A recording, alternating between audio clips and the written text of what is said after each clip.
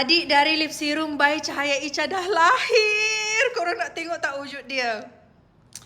Finally! Special edition combo ni dah release. Korang nak tengok dalam dia macam mana? Oh my god, cantik sangat-sangat. 2 botol lip matte, 1 botol lip serum. Yang ni perpaduan set combo yang Cahaya ciptakan. Dekat 5 bulan juga baru boleh launching. Korang tengok bibir Cahaya. Yang ni perpaduan kalau korang letak ombre. Korang boleh apply yang color merah and sweetie nude yang ni.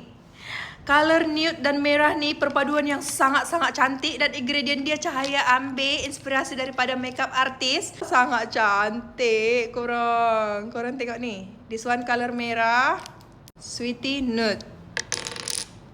Korang tengok ni. Oh my god. Perpaduan kedua-dua perpaduan yang sangat-sangat cantik. Kalau korang apply dekat bibir korang, semakin lama semakin nampak cantik dan flawless. Dia jenis velvet, sangat ringan dan ramai makeup artist yang guna tekstur macam ni sebab memang dorang memang suka. Sebab kita macam tak pakai apa-apa tau kalau kita makan. Kalau makan pun dia still tak hilang. Tapi kalau hilang sikit-sikit tu biasalah kita akan touch-up. Cuba korang teka special combo ni Cahaya nak jual harga berapa.